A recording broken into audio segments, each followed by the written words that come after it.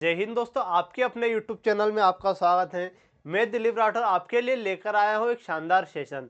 इस वीडियो में हम पढ़ने वाले हैं क्या, टॉप मतलब जो स्टील प्लांट ऑफ इंडिया, जितने भी स्टील प्लांट है भारत में, वो जो भी आपकी परीक्षा के लिए इम्पोर्टेंट होने वाले उनको डिटेल में पढ़ने वाले। आप आज कैसे पढ़ने वाले हैं? अब हमारी जो क्लास होती है, पहले डिटेल थ्योरी पार्ट होता है, उसके बाद MCQ होते हैं। तो इसमें हम क्या पढ़ेंगे, पहले जो स्टील प्लांट है, स्टील प्लांट की जितनी भी थ्योरी बनती है वो कवर करने वाले हैं और फिर इसके MCQ करने वाले हैं। ठीक है, तो यह क्लास आपके लिए बहुत ही महत्वपूर्ण है, क्योंकि स्टील प्लांट से एक ना एक क्वेश्चन आपके एग्जाम में, कोई भी एग्जाम हो, उसमें देखने को मिलता है। तो वीडियो को अंत तक जरूर देखना। चैनल पर पहली बार आए तो चैनल को सब्सक्राइब कीजिएगा। आइए शुरू करते हैं। तो सबसे पहले स्टील प्लांट, भारत के प्रमुख स्टील प्लांट देख लेते हैं। ठीक है, कौन कौन सी स्टील प्लांट किस राज्य में, उसके बाद में अपन क्या इन सभी को डिटेल में देखने वाले हैं। तो भारत के प्रमुख स्टील प्लांट की बात करा भाई, तो भिलाई इस्पात संयंत्र, भारत भिलाई इस्पात संयंत्र किस राज्य में? छत्तीसगढ़ में। भिलाई की बात करें तो कहाँ है? भिलाई इस्पात संयंत्र छत्तीसगढ़ में। राउरकेला की बात करें, राउरकेला छत्तीसगढ़ में। सभी राज्यों और इनके जो स्टील प्लांट है ये आपको याद रखना। भिलाई कहाँ है? छत्तीसगढ़ में। राउरकेला की बात कर रहा तो ओडिशा में। बोकारो की बात करते हैं तो बोकारो हमारा झारखंड में होने वाला। कहाँ? बोकारो झारखंड में होने वाला। दुर्गापुर इस्पात संयंत्र की बात करें तो पश्चिम बंगाल में होने वाला दुर्गापुर। इसको की बात करें, इसको इस्पात संयंत्र पश्चिम बंगाल में होने वाला है। अगर टाटा स्टील की बात करें, टाटा स्टील संयंत्र झारखंड में होने वाला है। झारखंड में कहाँ है? जमशेदपुर में। विशाखापट्टनम की बात करें, ये कहाँ होने वाला है? आंध्र प्रदेश में। सलेम इस्पात संयंत्र की बात करें तो तमिलनाडु। कहाँ होने वाला? तमिलनाडु। तो भिलाई छत्तीसगढ़ में, राउरकेला ओडिशा में, बोकारो झारखंड में होने वाला, दुर्गापुर पश्चिम बंगाल में, इसको पश्चिम बंगाल में, टाटा स्टील संयंत्र झारखंड में, विशाखापट्टनम आंध्र प्रदेश में, सलेम होने वाला है तमिलनाडु में। तो ये सभी आपको याद रखने, और भी महत्वपूर्ण है वो भी हम देख लेते हैं। क्या है? एक ये है JSPL, Jindal steel and power, Chhattisgarh और उड़ीसा, दो इसके संयंत्र। कहाँ? Jindal steel and power Chhattisgarh और उड़ीसा में। ठीक है, एक है हमारा SR स्टील प्लांट गुजरात में। SR स्टील प्लांट कहाँ होने वाला? गुजरात में। एक अर्सेलर मित्तल स्टील प्लांट, ये भी गुजरात में है। एक MSP steel and power limited Chhattisgarh में होने वाला है। मोनेट इस्पात संयंत्र छत्तीसगढ़ में होने वाला। मोनेट भी कहाँ होने वाला है? छत्तीसगढ़। एक नेक्स्ट है हमारा गोदावरी इस्पात संयंत्र, ये भी छत्तीसगढ़ में होने वाला। एक है श्रीनिवास इस्पात संयंत्र, यह कहाँ होने वाला? उड़ीसा में। श्रीनिवास इस्पात संयंत्र उड़ीसा में होने वाला। विश्व स्तरीय इस्पात संयंत्र की बात करें तो कर्नाटक में होने वाला। JSW स्टील संयंत्र कहाँ होने वाला? महाराष्ट्र में। तो इनके जो सभी स्टील प्लांट है और उनके राज्य, वो तो आपको ध्यान में रखना ही है। लेकिन अगर कुछ महत्वपूर्ण स्टील प्लांट की बात करें तो वो अपन आगे देख लेते हैं। ठीक है, ये सभी तो आपको याद ही रखने, ताकि आपका किसी भी एग्जाम में क्वेश्चन गलत ना हो। लेकिन इंपॉर्टेंट की बात करें तो वो आगे अपन देख लेते हो। इंपॉर्टेंट क्या है? ये सभी के जो है, जितने भी इस्पात संयंत्र दिख रहे हैं आपको, उनके राज्य भी आपको याद करने हैं, उनके सन भी याद करना है, उनकी जो दूसरी पंचवर्षीय योजना, किस पंचवर्षीय योजना, उनके सहयोग देश, ये सभी जो स्टील प्लांट से क्वेश्चन बनते हैं, इसी टेबल से आपके क्वेश्चन बनते हैं। ठीक है, तो ये टेबल आपको अच्छे से याद करनी है। अब इसका स्क्रीनशॉट भी ले सकते हैं। ठीक है, अब इसका रिवीजन अपन कैसे करते हैं, देखो। भिलाई की बात करें, भिलाई किस राज्य में? छत्तीसगढ़ में। भिलाई स्टील प्लांट छत्तीसगढ़ में होने वाला। दूसरा है राउरकेला इस्पात संयंत्र, उड़ीसा में होने वाला। राउरकेला कहाँ? उड़ीसा में। दुर्गापुर की इस्पात संयंत्र की बात करें तो पश्चिम बंगाल में, दुर्गापुर पश्चिम बंगाल। बोकारो इस्पात संयंत्र की बात करते हैं झारखंड में। विशाखापट्टनम की बात करें तो आंध्र प्रदेश, विशाखापट्टनम इस्पात संयंत्र। एक है सलेम इस्पात संयंत्र की बात करें तमिलनाडु में। विश्व स्तरीय इस्पात संयंत्र कर्नाटक में। और इसको इस्पात संयंत्र पश्चिम बंगाल में। तो कितने हो गए? 3 3 6 7 8, 8 तो आपको याद रखना ही है। मोस्ट इंपॉर्टेंट आपके हैं इनके जो इस्पात संयंत्र और राज्य, ये तो आपको याद रखना है। कैसे? भिलाई छत्तीसगढ़ में, राउरकेला ओडिशा में, दुर्गापुर पश्चिम बंगाल में होने वाला, बोकारो झारखंड में, विशाखापट्टनम आंध्र प्रदेश में, सलेम तमिलनाडु, विश्वसरिया कर्नाटक में, इसको पश्चिम बंगाल में। अगर यह क्लास आपने पूरी देख ली तो आपको जो 5 से 6 बार तो इसी क्लास में मैं रिवीजन करवा दूंगा आपको। ठीक है, 2-3 बार तो आपका रिवीजन हो ही चुका है। अब क्या, इनके सन देख ले। सन की बात करें तो भिलाई, अगर आपको सन याद है तो पंचवर्षीय योजना में दिक्कत नहीं आएगी। अगर पंचवर्षीय योजना है तो सन में इतनी दिक्कत नहीं आएगी। अगर भिलाई की बात करें तो 1955 में। कब? भिलाई 1955 में, और 1955 का ही दूसरी पंचवर्षीय योजना के अंडर आता है, ठीक है। संबंधित पंचवर्षीय योजना की बात करें दूसरी, अगर इसकी बात करें राउरकेला 1959 में, ये भी दूसरी पंचवर्षीय योजना के अंडर आता है। एक है दुर्गापुर, दुर्गापुर 1959 में दूसरी पंचवर्षीय योजना के अंदर आता है। एक है बोकारो स्टील प्लांट 1964 में तीसरी पंचवर्षीय योजना के अंडर आता है। और अपना क्या बात करें विशाखापत्तनम की बात करें तो 1982 में छठी पंचवर्षीय योजना के। सलेम की बात करें तो 1981 में, ये भी छठी के अंदर आता है। अगर विश्वेश्वरैया की बात करें 1923 में, ये जो पंचवर्षीय योजना मतलब आज़ादी के पहले ही बन चुका था। इसको की बात करें तो 1918 में, पंचवर्षीय योजना के पूर्व में। अब किस देश से के सहयोग से हमने बनाया, तो जो चार महत्वपूर्ण है आपके, चार कौन कौन से महत्वपूर्ण है? एक भिलाई की बात करें तो भिलाई सोवियत संघ रूस, भिलाई की बात करें तो सोवियत संघ रूस की सहायता से बनाया है। एक राउरकेला जर्मनी की सहायता से बनाया हमने। दुर्गापुर किसकी सहायता से? ब्रिटेन की सहायता, दुर्गापुर ब्रिटेन की। बोकारो सोवियत संघ रूस।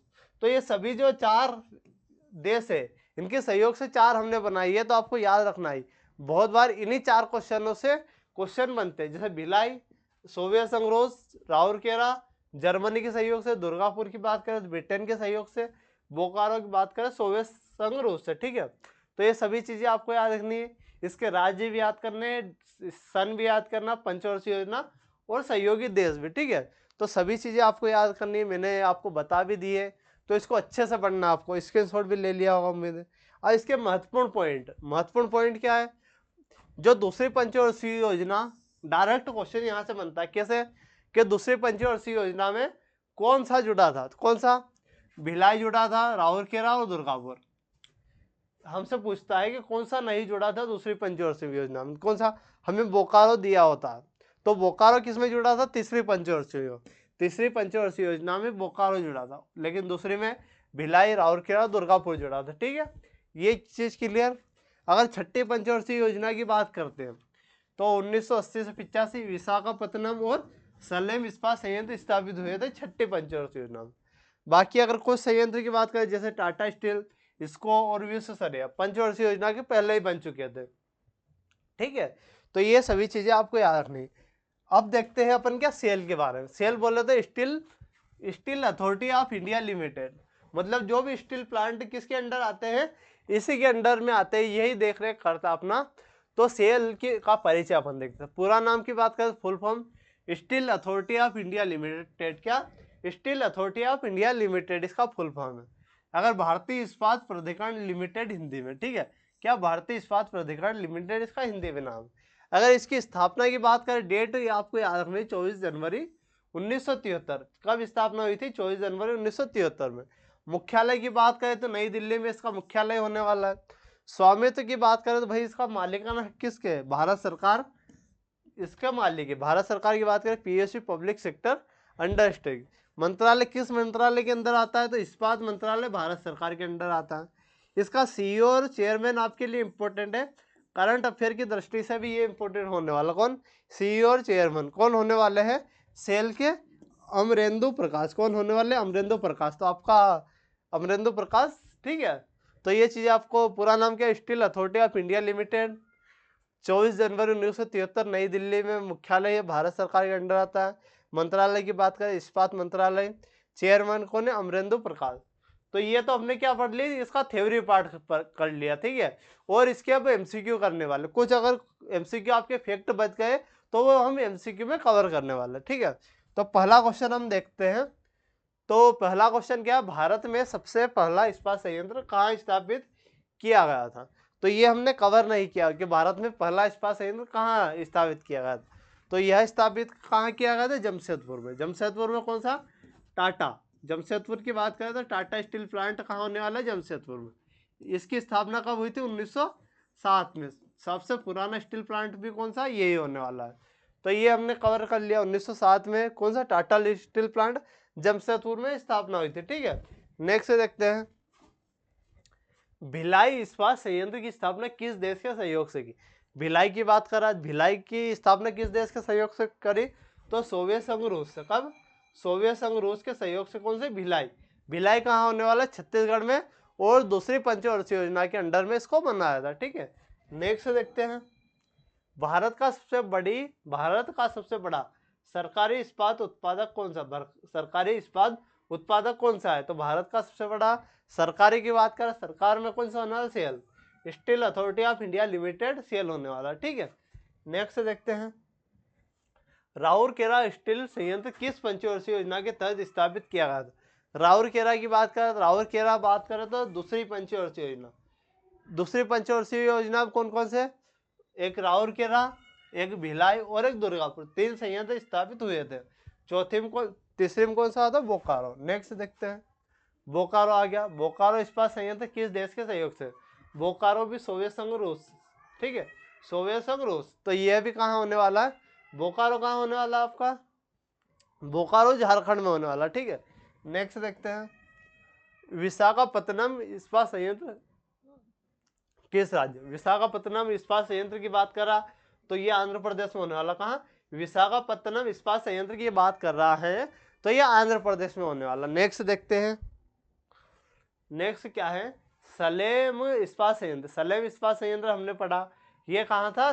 तमिलनाडु। सलेम की बात करें तमिलनाडु में होने वाला। ठीक है, नेक्स्ट देखते हैं। भारत में सार्वजनिक इस्पात संयंत्रों का संचालन कौन करता है? तो संचालन कौन करता है? तो ये करता है सेल करता है, स्टील अथॉरिटी ऑफ इंडिया। ठीक है, नेक्स्ट देखते हैं। दुर्गापुर इस्पात संयंत्र की स्थापना किस देश की सहायता से हुई है? दुर्गापुर की बात करें तो ब्रिटेन की सहायता से। किसकी सहायता से?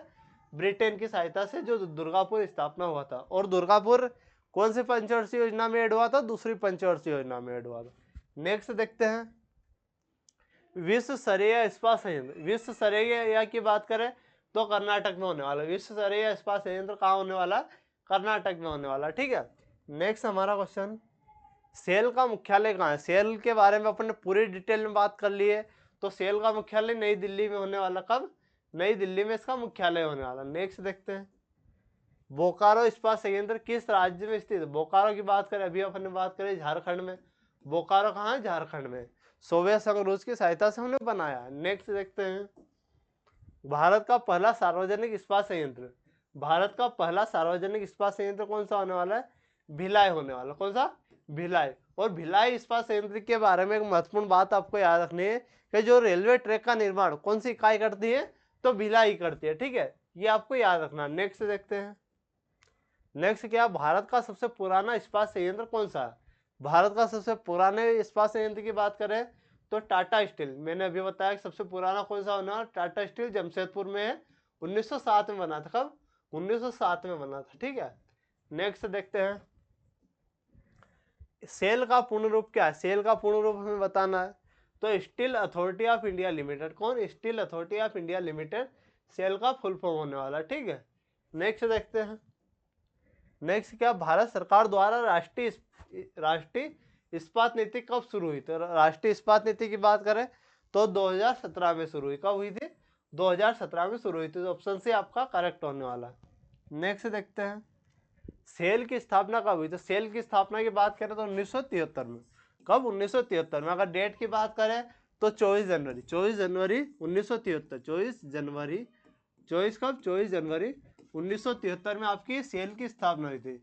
मुख्यालय कहाँ होने वाला? नई दिल्ली में। ठीक है, नेक्स्ट। निम्नलिखित में से कौन सा इस्पात संयंत्र पूरी तरह से सरकारी स्वामित्व में नहीं है?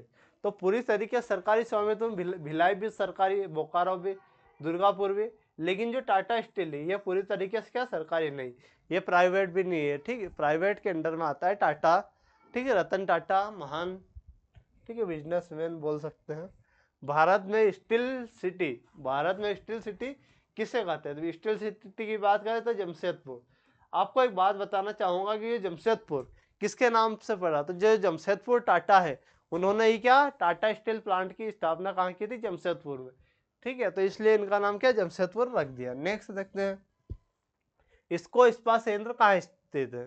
तो इसको की बात करें तो पश्चिम बंगाल में इसको इस्पात संयंत्र होने वाला, पश्चिम बंगाल में। आपके लिए इंपॉर्टेंट है, आपको ध्यान देना है। नेक्स्ट देखते हैं।